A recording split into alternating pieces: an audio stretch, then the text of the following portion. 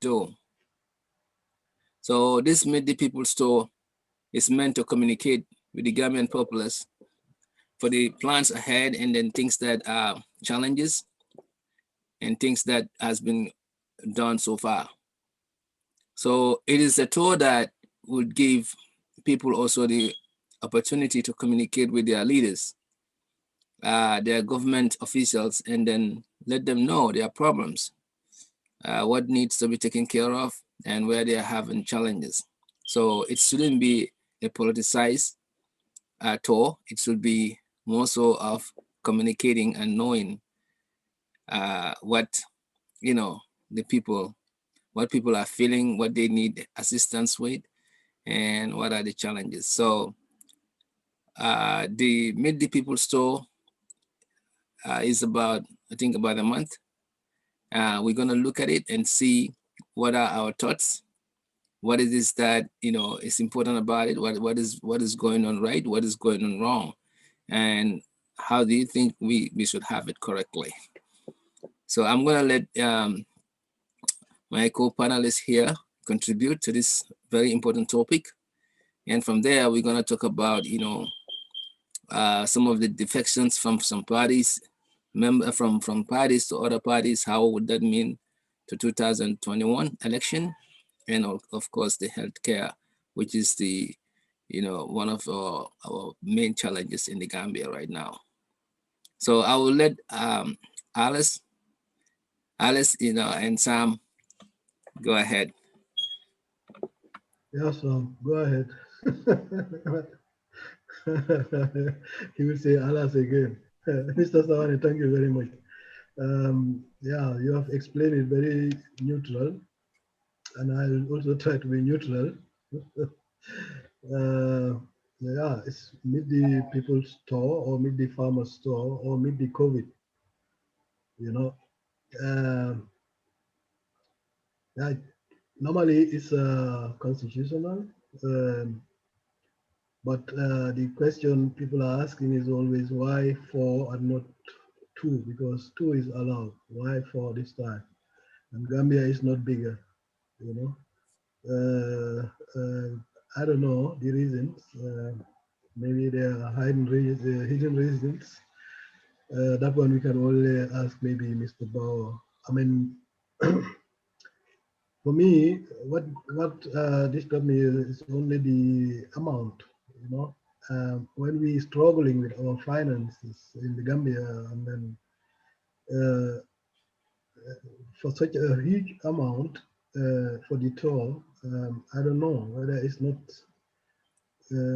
they are not exaggerating because it's a poor country, you know. So they should try and save money, you know, as much as possible because I don't think they need that, you know. Um, yeah, many are also complaining why are all these ministers behind it and things like that. But people need to know also that it's constitutional, and when the head is saying you have to go as a minister, you cannot say no, I'm not going. So they have to, whether they like it or not. Um, I mean, maybe when somebody don't like it, can say take another excuse. But I don't think it's very easy for them. Um, yeah, the thing is, I cannot talk much about these things because we were the people who were always loud those days and having a lot of critics from the other side. That's why sometimes I don't want to be very active because when I say sometimes we are not real to ourselves, you know. I mean, it's painful, but that is the fact. One, we don't like truth. Two, we used to confuse our interests, you know. Today, many are criticizing Barrow. When they are with Barrow, they will not criticize him. So that means those people are not real to themselves. You understand? When they are with Barrow, they will not tell him, look, what you are doing is wrong. But when they are not with Barrow, they will start to be loud. So those people are also, for me, not real, you know. So we'll be having such problems so as far as we don't want to be real and try to differentiate the truth and the false and try to differentiate what we favor and what we don't favor. You understand? Try to get clear lines and try to be consistent, you know. But not today to say this because it doesn't favor you. When it favors you tomorrow, you have to you change your words again. You know, that is bringing the whole system mixed up. That's why I said even this topic, I cannot say more about it. I can only be neutral. For my view, that is a lot of money for a poor country, you know. And the next thing is, I would advise these people when they go and meet the people to make sure that they wear masks. You understand? Especially going with the Minister of Health. He has the chance to advise these people now, especially about the COVID, because the COVID is there and it's real and it's killing Gambians like shit. These statistics coming out, you can forget it. I know how people are dying. I'm having a big follower. If I go to Facebook, I see only people announcing their parents, their brothers, their friends, you know, because there are a lot of people dying. They don't report it to MRC or Minister of Health. You know, such real statistics, you can only have it in Europe because everybody is in the data, you know. So if I have only 5 people who died in Serekunda, I want to say that is for Gambia. No, there are people outside behind Birkama and all. They are not in the statistics. So how can you say that is true? And the fact that they try to relativate everything, giving the people that the COVID is not there. So people will tell you the COVID is over. They have, you know, you know, trying so that they can make these programs. I don't know, you know, where we don't have time for crowd. Now, this COVID is real, it's killing in Europe. Even Senegal is increasing. So why should Gambia be an exception? Just because people don't want to believe it. But people are dying, you know. So when they are going with Minister of Health, he should also take the opportunity and inform these people and not try to make any politics, tell them what is going on and how they are going to take care. And because we don't have the facilities, we don't have the medicine, we don't have nothing. When we really have this problem of COVID, I used to wonder the people before, but they didn't take it serious, you know. But it's very serious. That is for me. I mean, what I wanted to say, and then the what we are saying now, or try to criticize Barrow and so. For me, I feel that it's the duty of the opposition. Being an opposition as a party, you should also always take the government accountable in such cases, for example, you know. But you hear nothing apart from just few political parties, you know. For me, I mean, what I wanted to say, so many people uh, are just keeping quiet. You come to the parliament is empty. So some people ask, who is there to say something? You know. So the media don't also say anything now because they also got their stimulus package, you know, which is also very nice, you know. But when I get the money, I cannot also be loud, you know.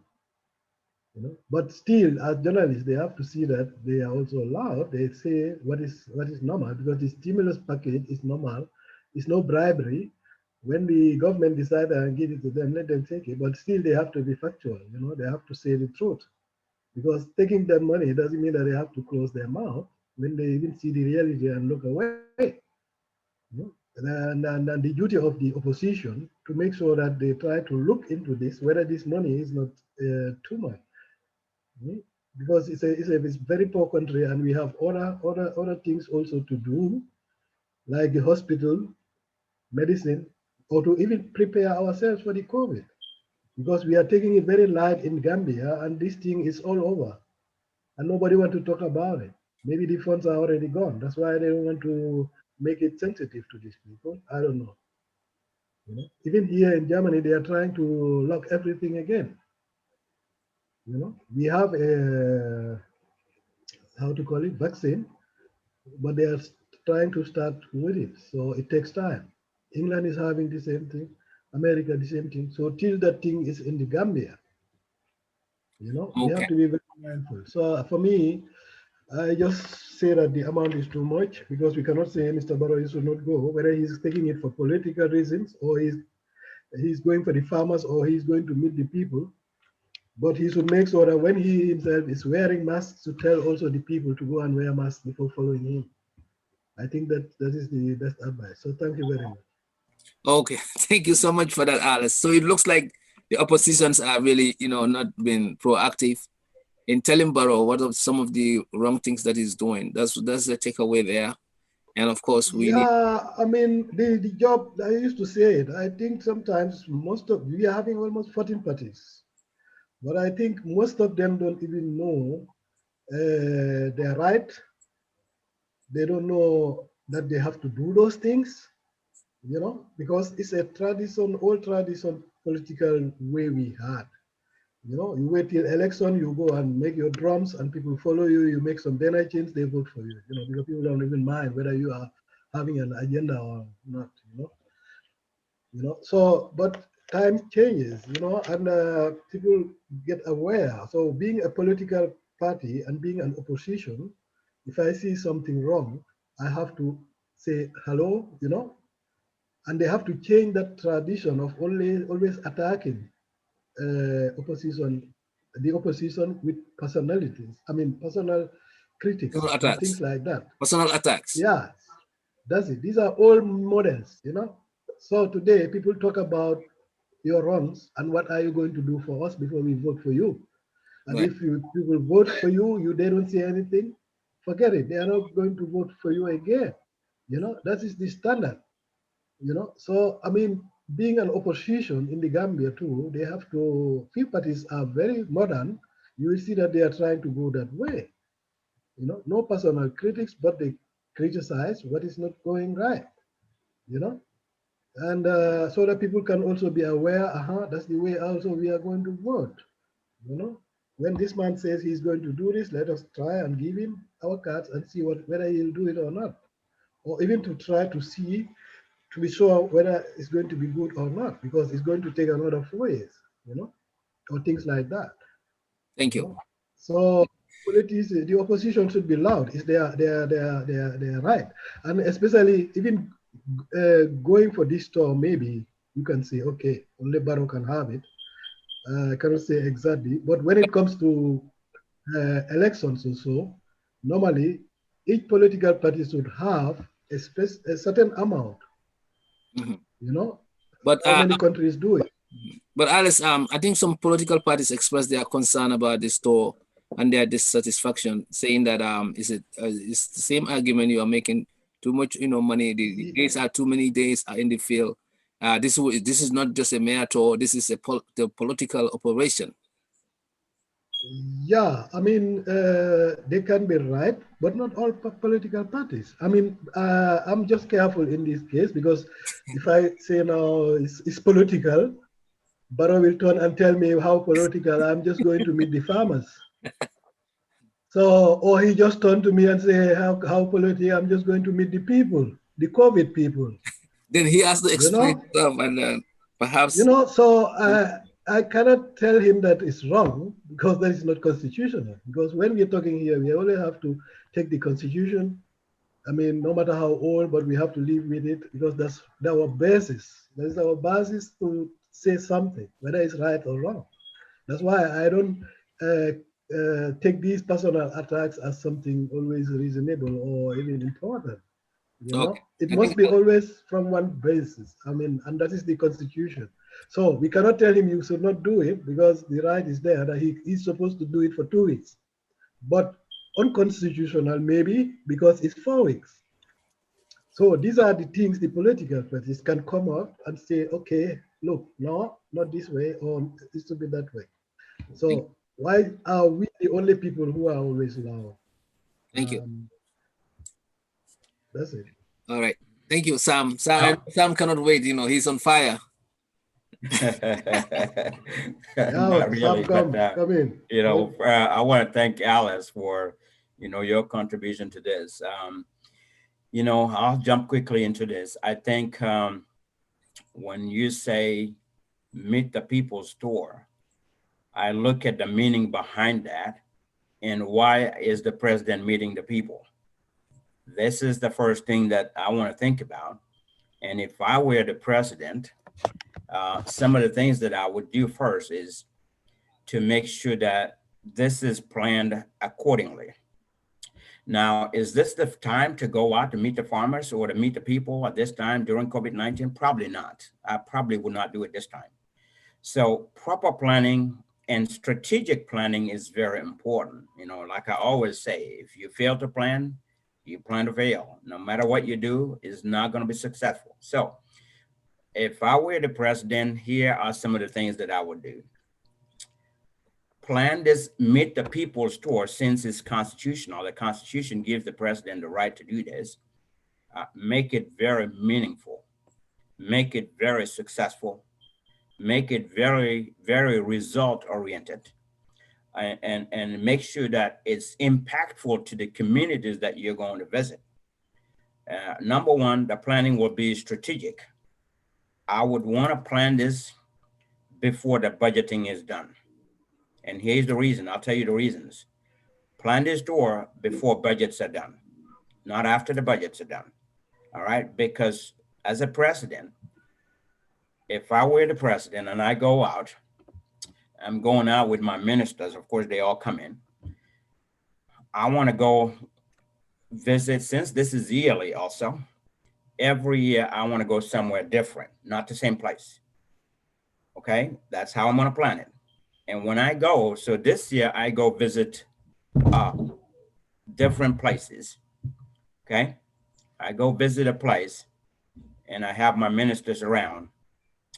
I'm going to do less talking.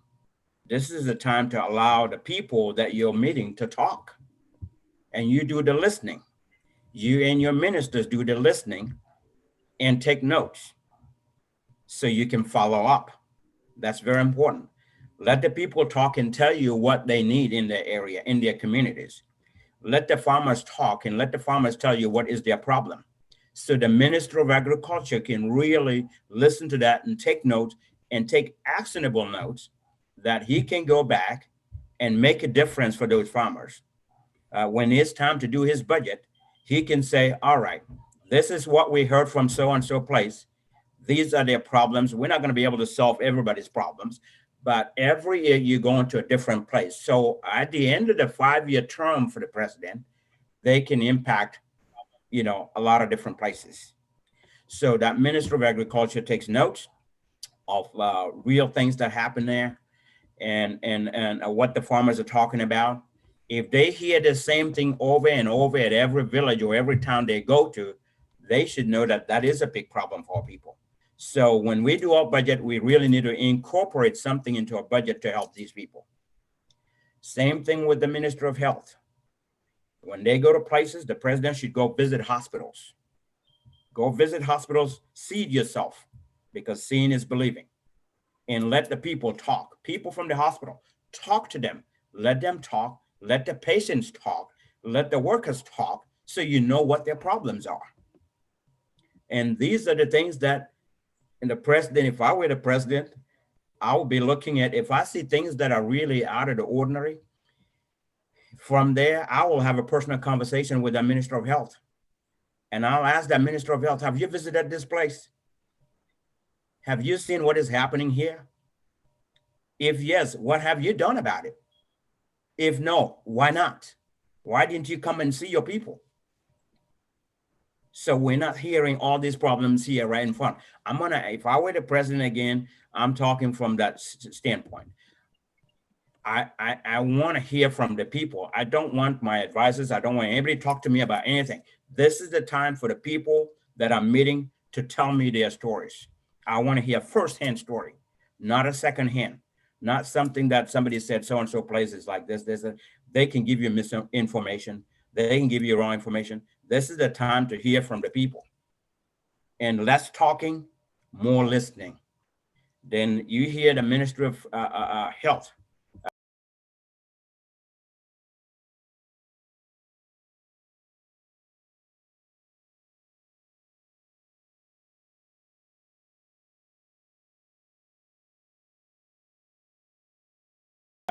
people from the health departments, like hospitals, talk, see what their problems are, what conditions are they in, what are the things that they're lacking.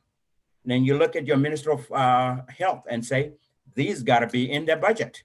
You've got to put these things in the budget for them to have these. These are basic necessities for people. They need to have these. We cannot go without this. You and I are not going without them. Why should they go without it? If water supply is their problem, guess what? Let's get it fixed for them.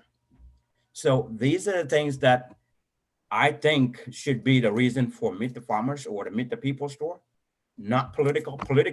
Politics should really be completely eliminated out of this, should be taken out. If we're making the budget for the president to do the tour because of politics, well, the member of parliament should take that money away and put it somewhere else.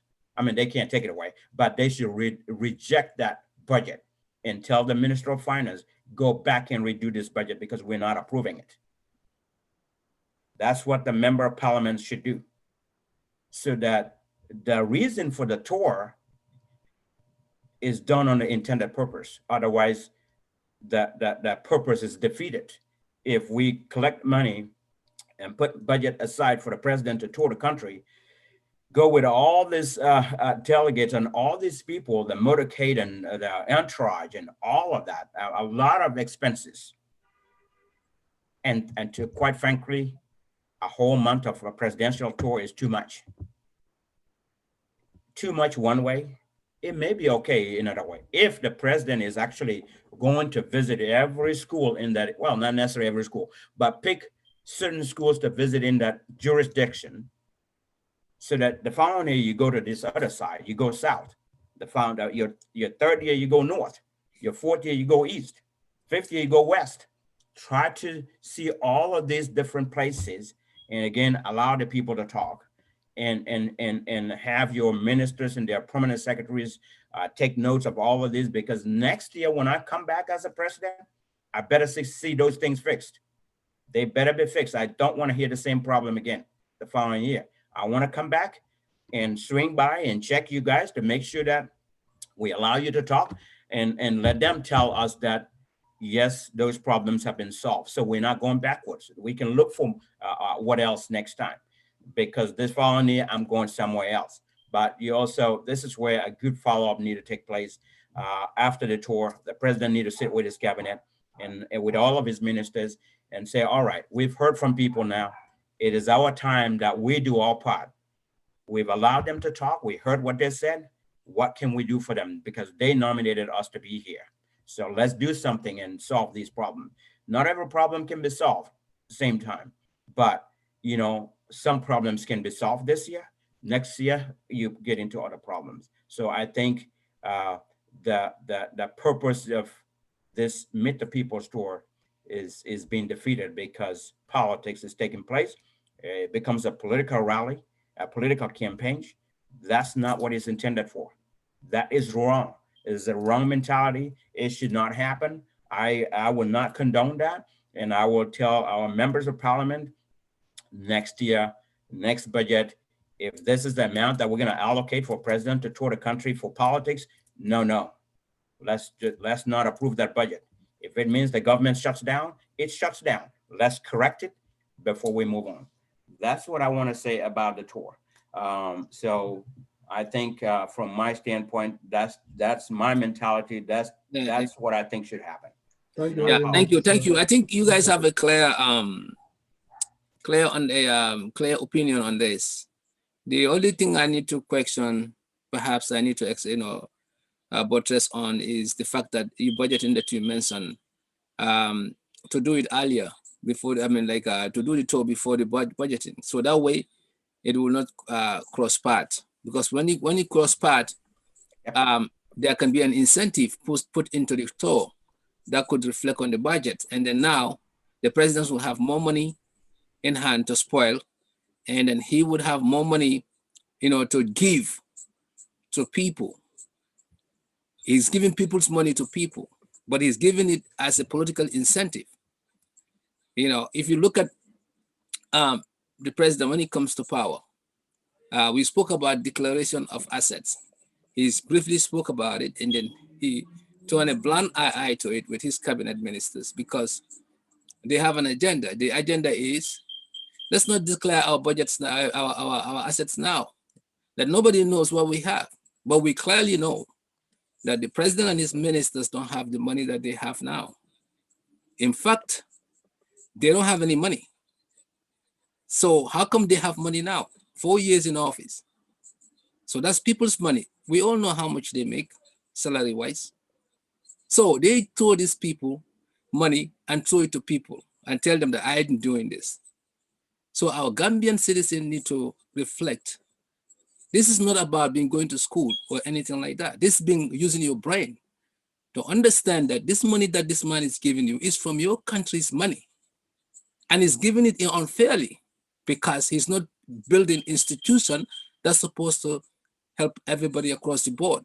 He is strategically given so that he can benefit in terms he can benefit politically by strategically giving to places that he need votes. So this is the way this government works, and this is the way the previous government worked. I need to stop. Our Gambian people need to say, hey, the money that you're giving me, it belongs to everyone. So there's no credit for you. Perhaps you're doing a misplacement of priority by probably giving us who don't need it the most. Maybe people in Sandu, people in Santanto Bubus, people in other villages need that money more than us. So Gambians need to open their eyes and understand this. And Sam, you mentioned very, clearly, the budgeting need to be, shouldn't reflect on, the president's store shouldn't be, there shouldn't be an incentive on the budget for that. And then having to spend that many days of tour, like you guys mentioned, is really not, is really not worth it. People need to work. Gambian people, we like to waste time than to work. That's why we are underdeveloped. We spend so much time, lavish time. You go to employment places, people are drinking attire while working. They are chit-chatting. They spend the whole day talking. Talking about what? You should be working. That's what development is. Every hour, every second, every minute should be meaningful to an employer. But we don't have good practice in our institution. We don't have good practice. That's why we are underperforming in everything and in anything. So that need to change. So this useless way of taking this AI campaign and spending money on them, making all these drums dancing forever. I mean, it doesn't make sense. I can understand if you're happy. It's good to have fun sometimes, but this is too much in a tour. Killing cows and all wasteful thing. Whilst our hospitals people are dying, pregnant women are dying. COVID is killing people like crazy. Nobody's paying attention on that. So I think budgeting is very important. And another thing, I know some politicians, some opposition leaders did complain about this whole entire tour, because the days involved and then the money and so forth. Listen, Sam said it right. If you go, you just have to get the input of the people that you're meeting. That's the purpose. You know their problems, and whichever ministry is in charge of that, let that ministry take notes and then make sure that the following year those problems are taken care of. Simple and straightforward. But while you are on this tour, barole nyinke, sampale nyinke, patele nyinke, people like Ahmad Bar running their mouth like parrots, trying to like sell their agenda invisibly. It's not even invisibly, visibly we can see. The first tour I think was when they talk about building how many mosques, and people went against that. That's when they promised those mosques. Remember, those mosques and boreholes never get built because people went and say, why spend the money on those mosques? Gambia doesn't need praying place. We need healthcare, we need health center, we need food. Listen, I think our government, either they don't know how, they need to get experts to teach them how to know how, or they're just turning blind eye. They're turning blind eye on the problems because they want to stay in power, fooling us. How long are we gonna get fooled, Gambian people? How long? Jawara government did it. Jammeh did it. We are in 21st century. Come on now. Even people who are not educated have access to cell phone and WhatsApp. So information can be disseminated in any forms or ways. You know, even people in the village, in my village, Swarekunda, could get information and be sensitized. So let's do our job. Let's sensitize our people, make sure that money is not everything. Money is actually the root cause of all the evils we're having. Because of this money problem that we put on our head every day. Money is not gonna buy happiness. Money is gonna create you unhappy in most cases, unless and until you know how to work with it. So, you know, let's not support this kind of like operation from our government leaders. Let's speak about it. Let's hold them accountable, and let people turn blind eye to their gifts and their partying, that their celebration and whatever they're doing. So I think it's about time, government people, we wake up and make stand firm and then make sure that our country is put forward. So I back to you guys. Thank you very much. Yeah. Thank you very much, Mr. Sawaneh, for your speech. Yeah, I mean, I think we all know where all these problems are. That's why sometimes I used to just say, because of it, we have to get, all these problems going on in the Gambia. Because of it, we have to go get at the ground. I mean, we all know why. Why are we having all these problems? Why are there our schools? The kids don't have anything to, nowhere to sit. Why are our hospitals like this today? This why, I always used to say, when we want to fight a problem, we have to start it somewhere. If not, we'll be just discussing, talking about these problems over and over and over. We just have to be straight, you know. When a country like our small place, the world is talking about it, paradise of corruption. People outside, when they should know that, then it's serious. While we are there and cannot see it and cannot accept it and cannot take it as something serious, then it's serious. What is talking about it? Because it's very normal of corruption that we cannot even see. When they should know that. And that is costing us the whole problems we talk about over and over and over. Every problem you see there, we are there and cannot see it and cannot accept it and cannot take it as something serious. But you see, the anti-corruption bill is still pending. Why? Now 4 years. That alone is a sin. So who's going to talk? This time you cannot even blame Mr. Bauer because he made his signature already. So that is showing you that whether Barrow is there or not, this corruption is already rampant there. So we need somebody who is going to say, hello, stop all this nonsense. But we are having a tool, but everybody is neglecting. We are having the anti-corruption board bill.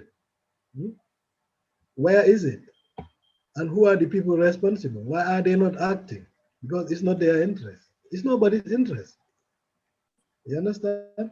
And these are the things our opposition should come out and wake up and talk about it, But most of them are just active to see Mr. Barrow going to his tours also with a lot of money, which is also not maybe right,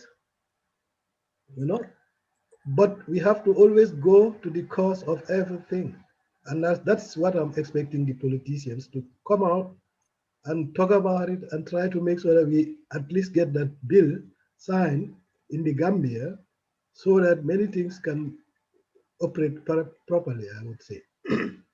Because there are so many things to discuss about Gambia and the problems we have in there, but we always have to go to the cause, which we have been talking since Barrow sit there, Some opened their ears and heard of what we were saying. Some neglected it because they were not favoring it at that time. Things of that sort. Maybe today they would like to talk about it, but it doesn't fit them the right time, you know. So all these discussions and noise and so I mean, for Barra now, you cannot blame him that he's making this talk, but he should make it properly. So that means what Sam said, he should make it like this, and here we everybody will support, hear the people and their problems. I would even support that, even if it is 8 weeks. But the question is whether it is going to be used for this purpose, which I don't think, because most of these presidents they use it for their political purposes to make sure that they have more funds and things like that. So the problem of the people definitely they don't even know it, and the people also don't know that they have the right to tell their problems to the president because nobody told them about it.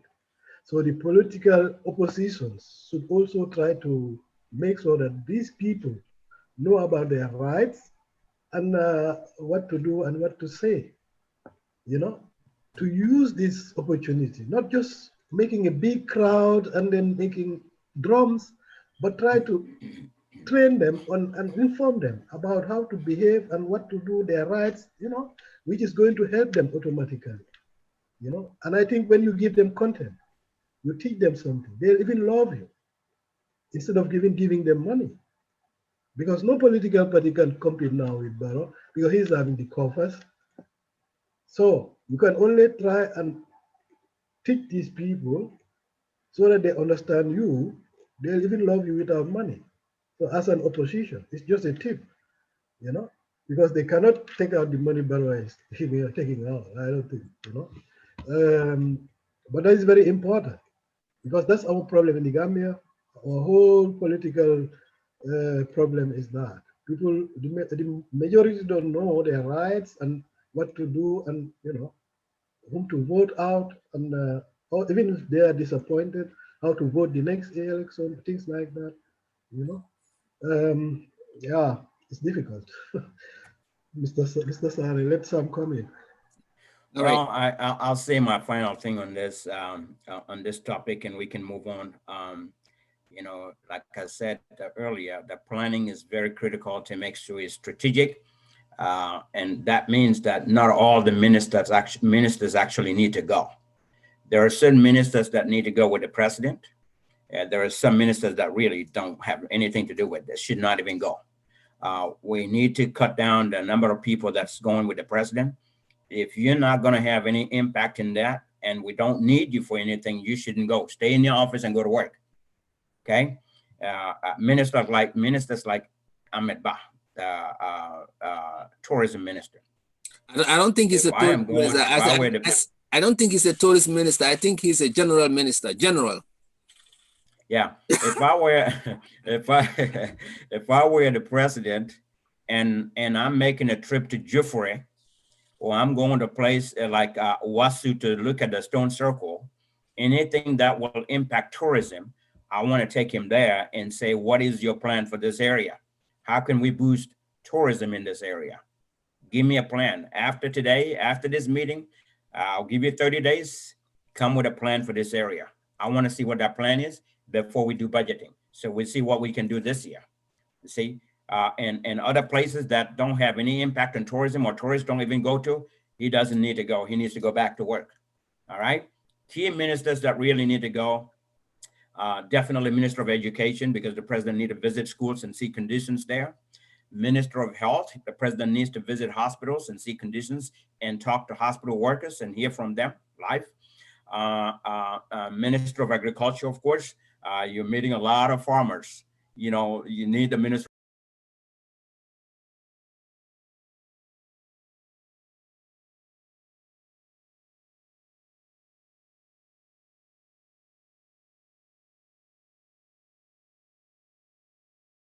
of Agriculture there, for him to hear what the farmers are talking about, what are their problems, what are their issues, what can the government help with them. Those three are very important. And then you may need the Minister of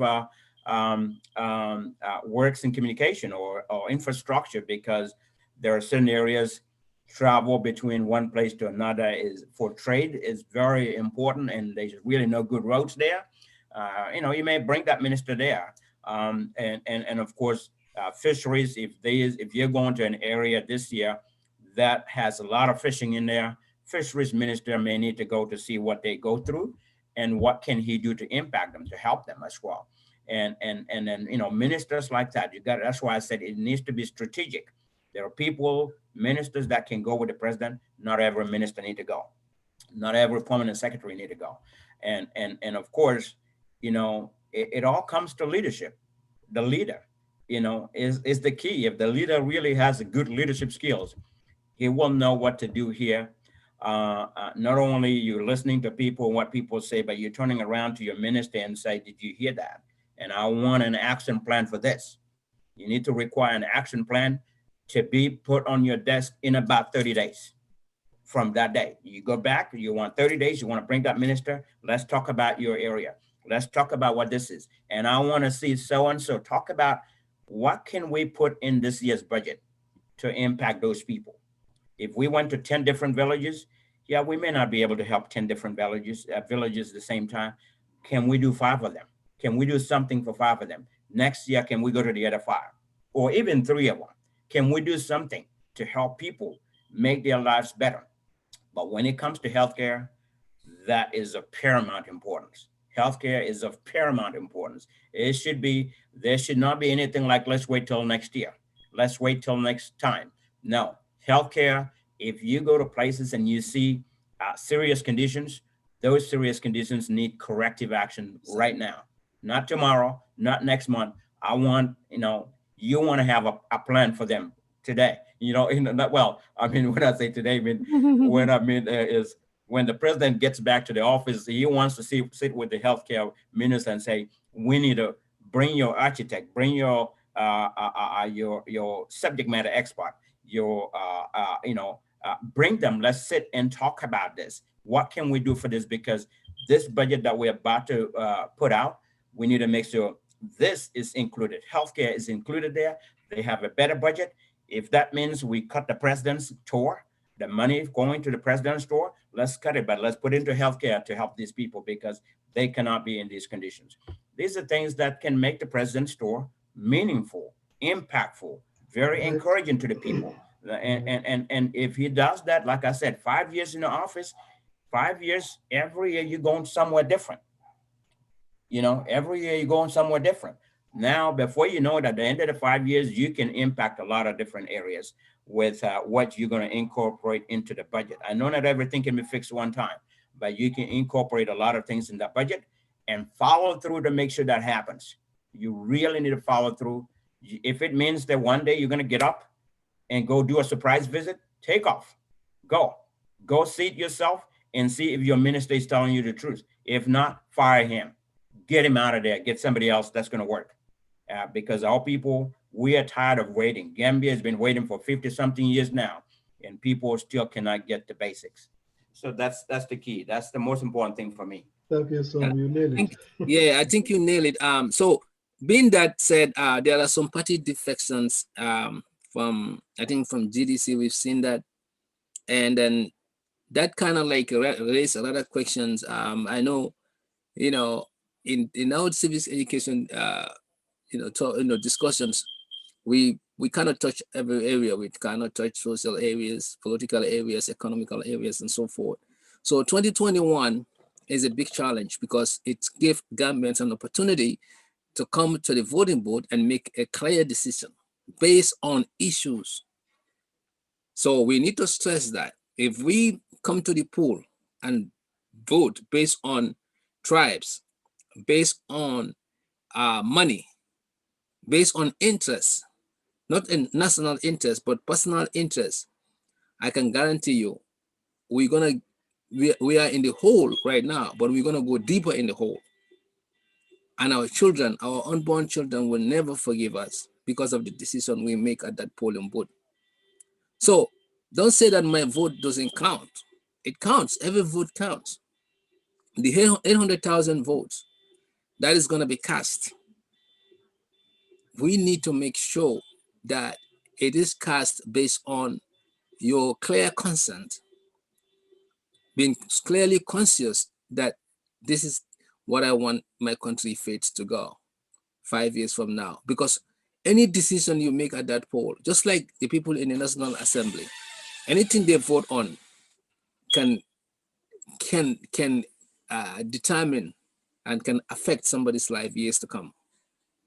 So we need, as we get closer to the election, we need to sensitize our citizens, make sure that they vote based on issues, based on what they think is going to serve the interest, not personally, but not only personally, but like a national interest. That is key. So that being said, we have seen a GDC, I don't chairman who defected to NPP. This person is considered as one of the co-founders or something like that of the party. Should we be moving to parties, especially the ones that we built, just for in search of better opportunity or in search of that party might win or beat us? Shouldn't you be in a party because of the manifesto of that party, because of what you believe that party is or capable of? But I've seen most Gambians joining parties because of the size. You join UDP because you think perhaps they get a better shot to win the presidency and you want to be part of that. That's really not a good reason. You should vote for UDP because you look at their manifestos and clearly understand what it is and clearly believe in your heart in the interest of the Gambian people. That manifesto serves the country better than any other party. Let's do our due diligence and do our work. Let's not be lazy. Let's get up and then search.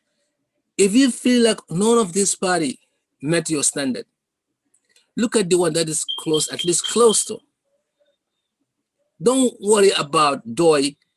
Oh, I like Doi, but I don't think they have a chance to win. Or I like Citizens Alliance, but I don't think they have a chance to win. I see that from people, even people so-called intellectuals. To me, that's been, mediocre kind of thinking. Yeah. So this is the difference between us and the West. When people are in a party in the West, Republican, Democrat in the US or other countries, they believe in what that party stands. So, and they stick with it. But some politicians come and give you money as a political operation. You being a founder or co-founder of GDC and just jump the ship. African leaders, we just jump the ship quickly than nobody can even thought of. That is not, that shows me that you have no conscience of even being in that political party or in politics. So we Gambian people, let's start thinking about this. 2021 is coming. If you think that your party manifestation or manifesto is no longer valid, fine, contribute to that party to change it, or go and talk to your leader. Or if you have a problem with your leader, iron it out. Of course, if you have a problem with your leader, that could make you to move to another party, perhaps. I have no problem with that. But just don't jump the ship because of a position. Opportunity. Just because somebody has offered you a position or giving you all kind of promises, that's why you're doing it. You showing yourself a color that will never sell. You're showing yourself that you are not authentic. Nobody will take you seriously as a leader. So I don't know that guy's name who did that, but he knows himself and people knows him. But many people are defecting. So if you guys have any idea about this defection, the different parties, should it be how should it be, and perhaps you can contribute. But this is something that we've seen coming. What do you guys think? Yeah, Mr. Sawaneh. That's all politics. From my point of view, I would say it's a democratic state now, and I cannot say, Mr. Sawaneh, you have to support my party today because I am sure that my party is the best because it's all left to you. It's an individual thing to say, okay, because of this agenda from this party, I am going to support them, which is that is the modern one, you know. But traditionally, you know, the way our election or everything was going was too primitive, and then after we have this dictatorship, there was nothing like democracy, so everything is very primitive, and even today the way we do the politics is very primitive. I mean, compared to the other countries, and so what people look about to vote for a party, you know, I think we miss that still in our politics. Why should I vote this party? What do they have for an agenda which is going to benefit me, or not even me, but most of Gambian people whom I know, for example? You must have a reason, you know. And many people don't have this reason, As you said, some will say, okay, I'll vote this party because they have the chance to win, with the hope that when they win, I can even have an office. So such people, they also have an agenda, you know. So the other one is going to say, I'm going to vote this man because he used to come to our compound and visit my father. So that person doing that is going to be voted. So we take our grounds, from things that are not going to bring Gambia forward. You know, that is our problem.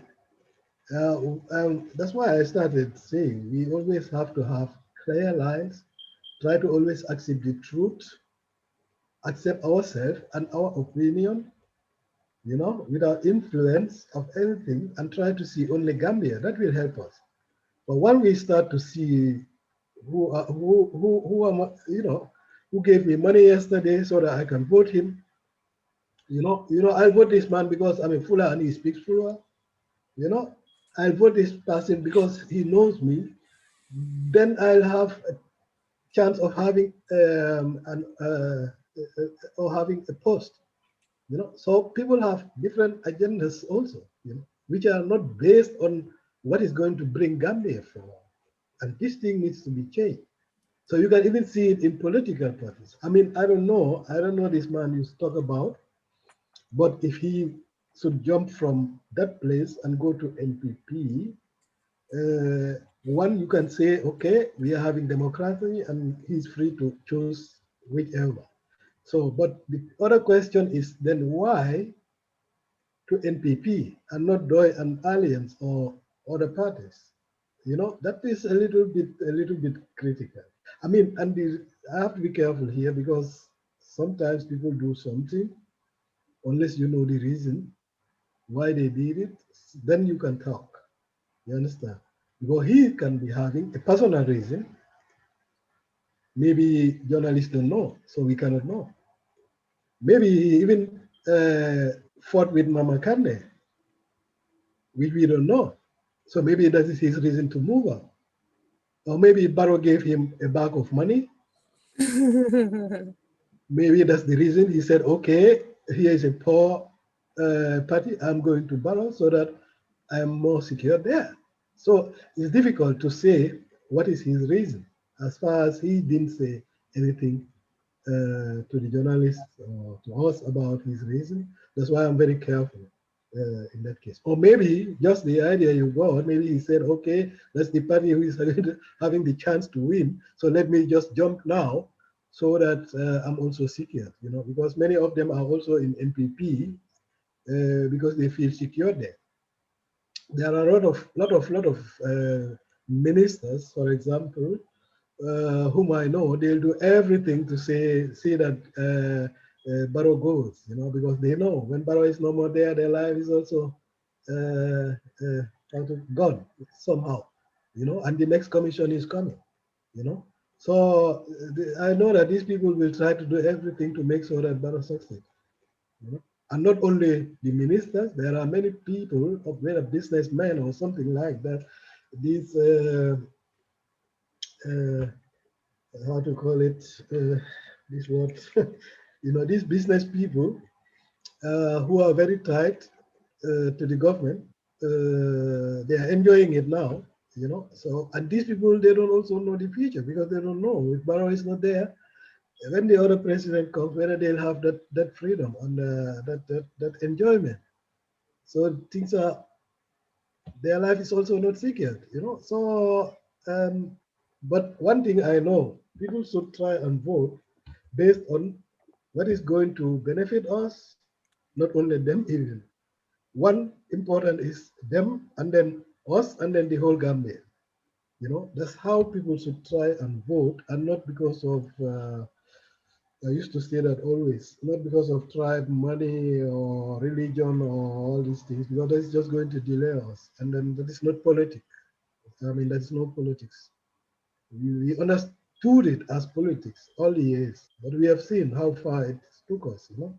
So we people have to be real and try to use their voting cards. That's why I always used to say that if you could remember, people should know the use of and the power of their voting cards. That will help Gambia. But as far as the majority don't know why they even go to the polls, we still have a problem. So I can give some to come. All right. Sam, your take on that. Thank you both. You both really said very important things on this. And I concur with you on what you both said. Definitely. I think people jumping from party to party, if I am a party leader, I am going to think about them very well. And first, we understand that we all know it's democracy. You can do whatever you want. You can move on and go to any party you want. But if I see a person moving from party to party, it's just like in America here. I've had I'll give an example.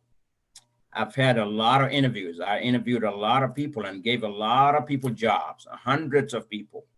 Okay, since I've been in America. When I interview a person that is looking for a job because they want to leave where they are, I want to know why. I always ask them, why do you want to leave your company to come to work for me? Or to come to work for our company? Why? Give me reasons. I want to know your background. I want to know things that you've done there. I want to know why you want to leave there. Because in my mind, I'm going to think, okay, there are certain things that you may say that will make me don't even want to give you a job, because it looks like what made you leave there is going to be the same reason that you're going to leave here too.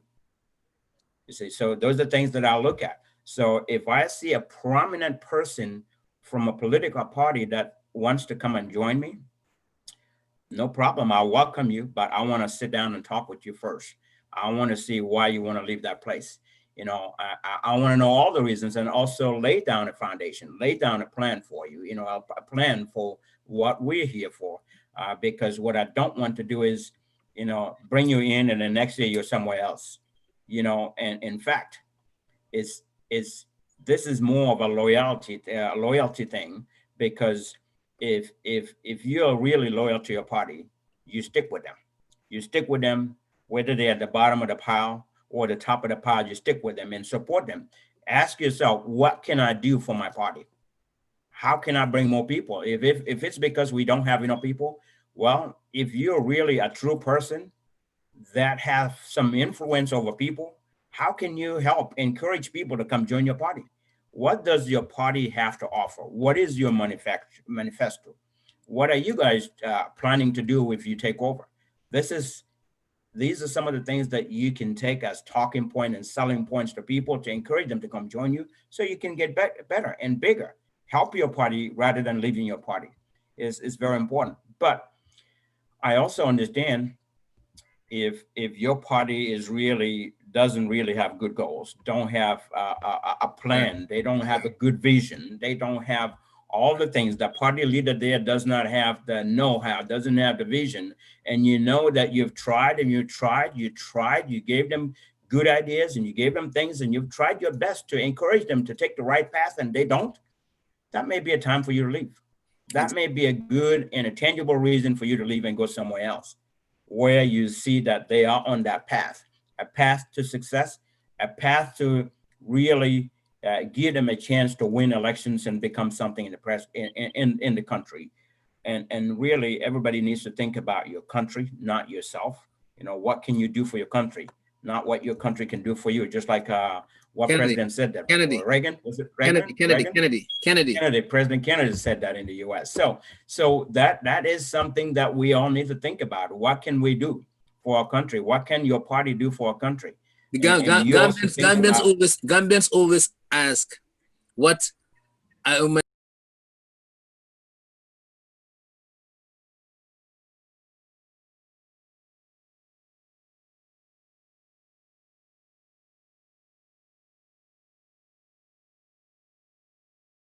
country can yeah, do for me, or what my yeah, what leader is can in do for for me, me? what Well, my if president everybody can do. wants, exactly, if everybody wants what they can do for you, then the whole country is not going to get anything.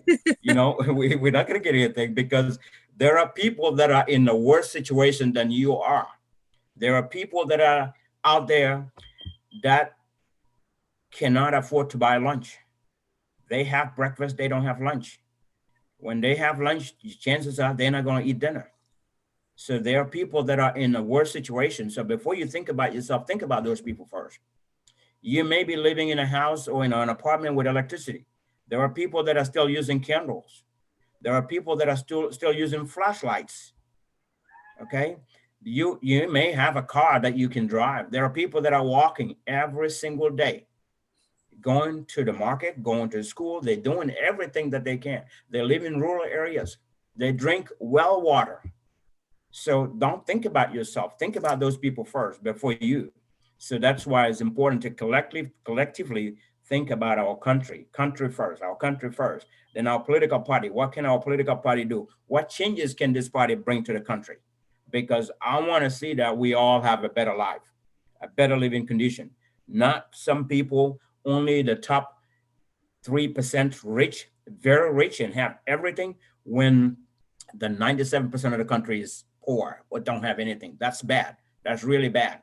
It shouldn't even be half and half. It should be everybody should be able to earn a better living, be able to live in a good place, have a good life, food, shelter, everything, good schools, good medical care for everyone in the country. That's the way it needs to be. So people jumping hoops, I really look at them very carefully. I want to make sure that I really look at them very well. If they come to me, like you said, I would find out why they jump, because they might jump out of me as well. Yeah, they might. That's why we need to look at that, and we need to build loyalty with our group, with our political parties. And if you're loyal to a party, just like, when I came to the United States, I live in Columbus, Ohio for 13 years, and then I moved to Indiana. But since then, the college football team that I support is the Buckeyes, the Ohio State University football team. And now I live in Indiana. I still support the Ohio State football team. I'm a Buckeye, and that's not going to change. I'm loyal to them. That's where I am. You call that diehard. That's you call that diehard. There are also people who are like that to political parties.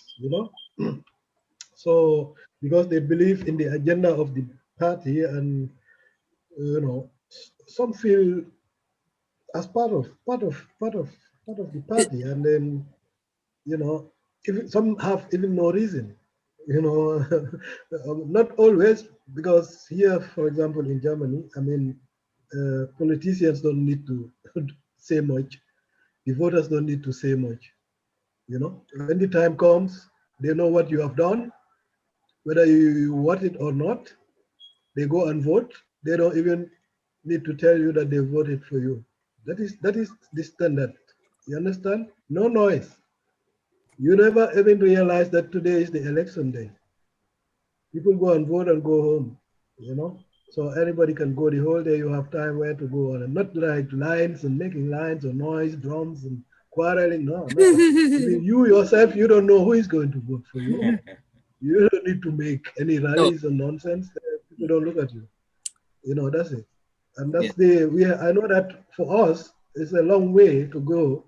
So we have to, try and understand, because we are also delayed these 22 years with our democracy, so people need to come, and even the political parties, they need to come and they need to know also their rights, not only the voters, they themselves, they need to know their rights and where to voice out, and how to hold Barrow accountable. This doesn't mean that they have to attack him personally also, because that's the old tradition. Look at Mr. Sawaneh, he's wearing a dirty shirt. Look at Mr. Sawaneh, he didn't comb his hair. You know, these are nonsense. When you are holding Mr. Sawaneh accountable, it must be something to do with the Gambia or the constitution or what he did wrong. Uh, Try to show him his wrongs. But not just because you have a personal problem with him, you try to make critic. That doesn't help the Gambians. Criticize him for what he is doing, what is affecting the Gambian people. I will support that. You understand? But most of the time we do it because we want to put that person personally down. It doesn't bring the Gambian, as German people say, millions. That doesn't help us. It's just noise and waste of time.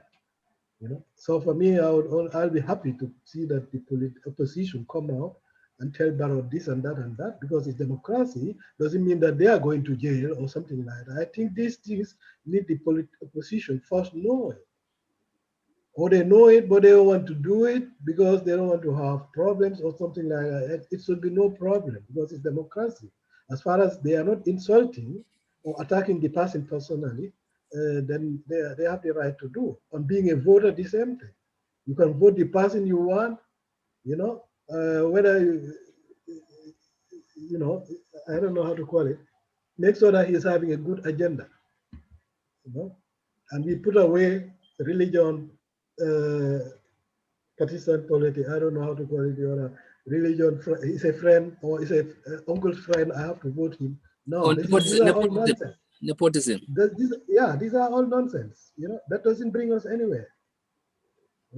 We have to look and say this person is promising. Let us try and help him.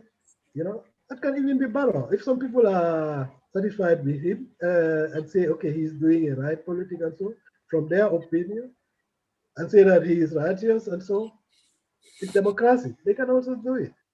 But my warning is always when we want to have something, we need to look at it very critically. Right.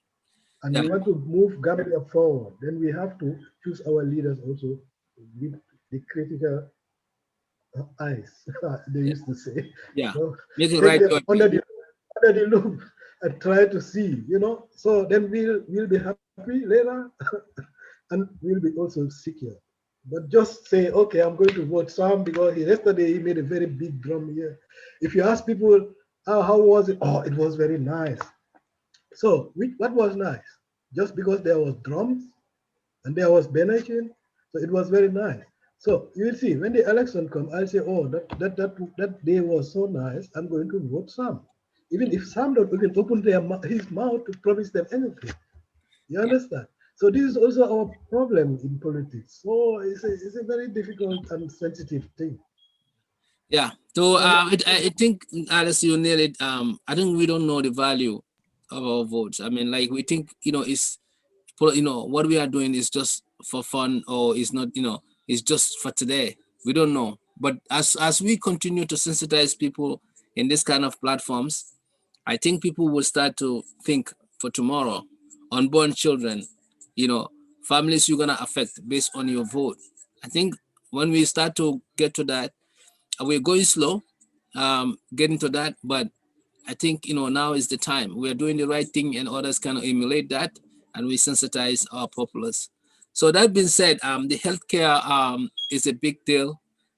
We just want to touch that, briefly, and we can call it, a day for the show. But healthcare in the Gambia is really a concern. Our people are dying because of poor health. Some people are not even going to the hospital because they feel like hospital is not doing much for them. There's nothing there. And people who cannot travel abroad to get, treatment, they end up, not having treatments. Situations are getting deteriorating. Nobody's, talking about that. All the money that has been pledged for COVID, there's no significant, work that has been done on that. We are not social distancing.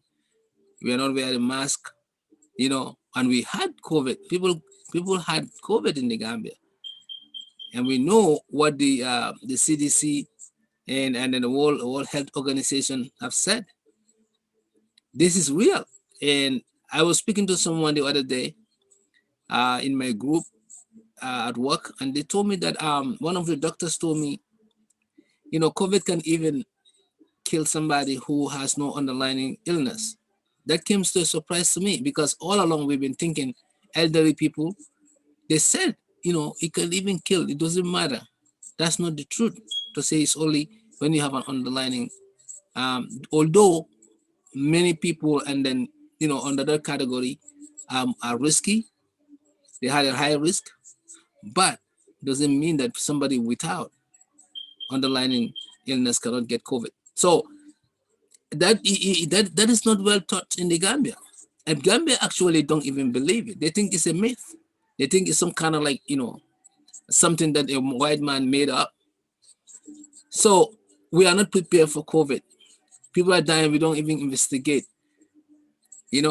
Young, old, and like Alice said, you wake up, you look at your Facebook page, you hear something. I'm even scared sometimes to look at my Facebook wall because of what you could expect. But our government, our public officials are not prioritizing health. Pregnant women are dying on the hospital beds. You can go on and go on and go on. Listen, it's okay to build infrastructure, but you know what is more important? Social infrastructure. I know, physical infrastructure is a selling point. I build this bridge over there. I build this thing over there. I build the hospital. But social infrastructure, getting your people good healthcare so they can work. A working populace, a healthy populace is a wealthy populace. I think that's very important. And education, these are social infrastructures. This you cannot see, maybe physically or tangibly, but these are things that would better somebody. It will improve the capacity of that person to perform better and well and developed. It's a long term, but it will pay off. Instead of building a bridge over there, Sankulakunda, building a bridge over there, Patea. I mean, you can make name out of that. This is what we've been doing. It never took us anywhere. Jammeh has done so many of it. It hasn't taken us anywhere. So I'm not saying that let's not build roads, let's not build infrastructures, but let's prioritize health, education. If we do that, and food, trust me, everything will come, because you know what? It will pay dividends. So I don't know what you guys think about healthcare. That will be our last agenda on this discussion. Yeah, thank you, Mr. Sawaneh.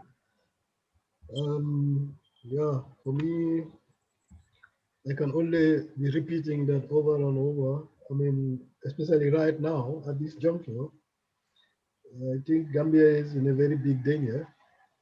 We know what they try to. I mean, it's better that way, maybe not to make people afraid, but we have to be very careful with this COVID. I mean, it's killing. We all know that.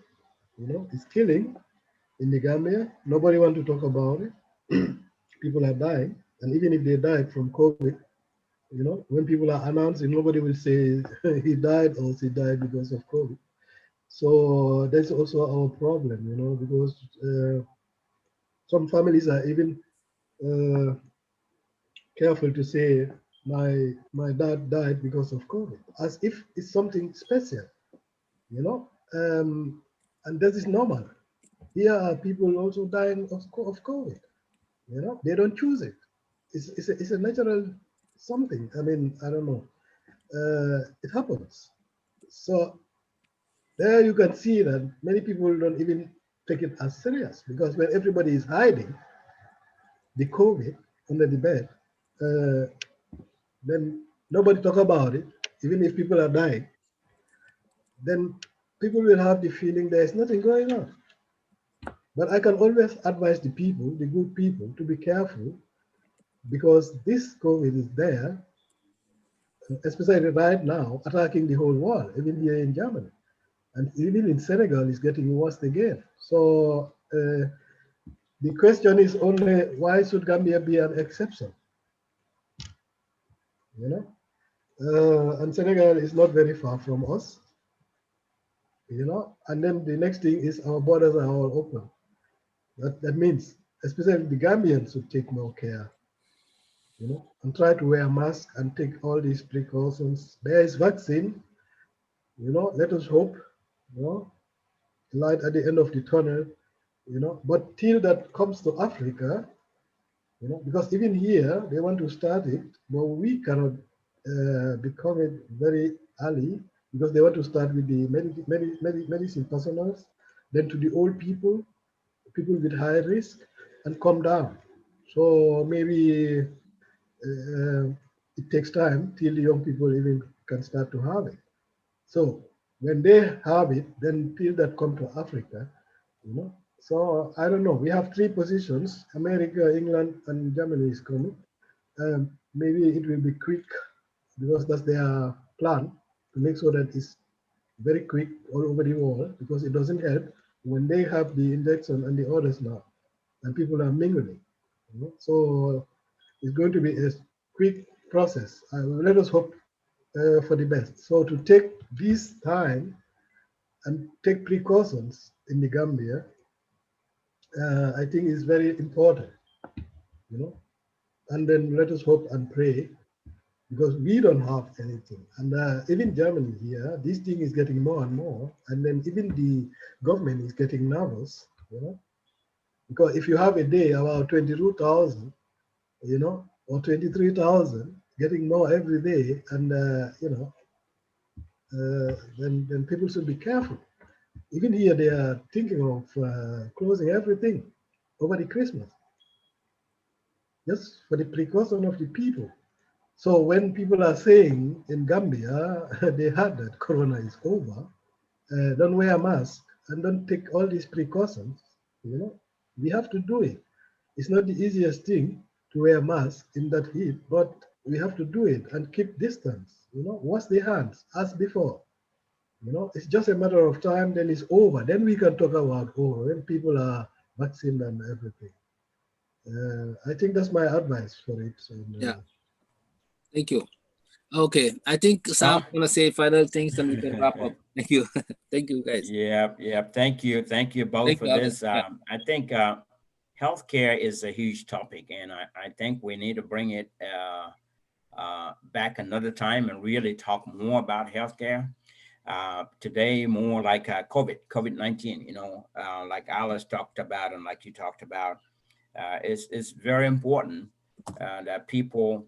That's why I said from when we started, and I was saying that meet the people's door. If I were the president, I would have asked myself, is this the right time for it? The answer is no.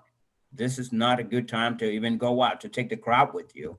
COVID-19 is all over the world. This is the second phase. So for a leader to really go in and go on a 30-day political rally is a bad idea. It's a political rally. It's not a meet the people's door.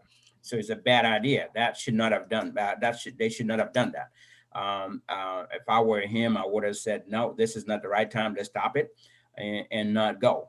And even if he was to go with a very small crowd, not a big crowd, and bring all these people together. But anyway, it all defeats the purpose of Meet the People's Tour. So people need to make sure that they continue to protect themselves.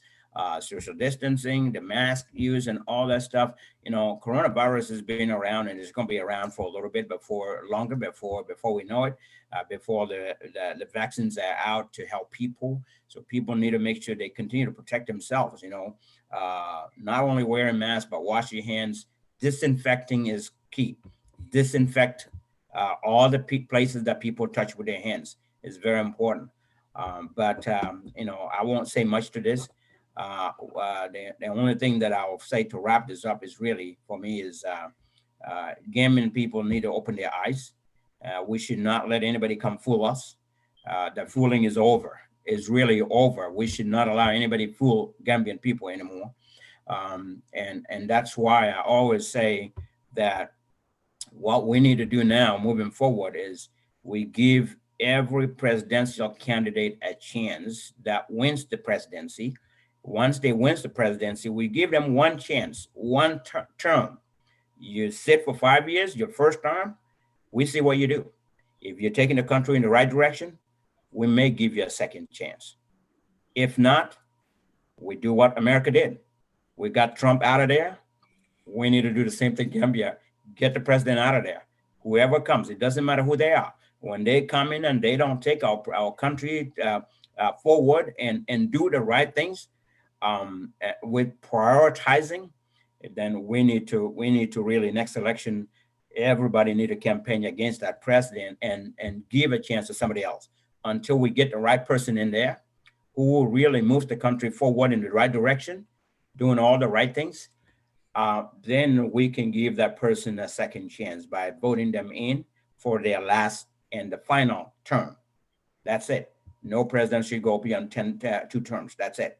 5 years, you get a chance. If you win again, 5 years, you're out of there.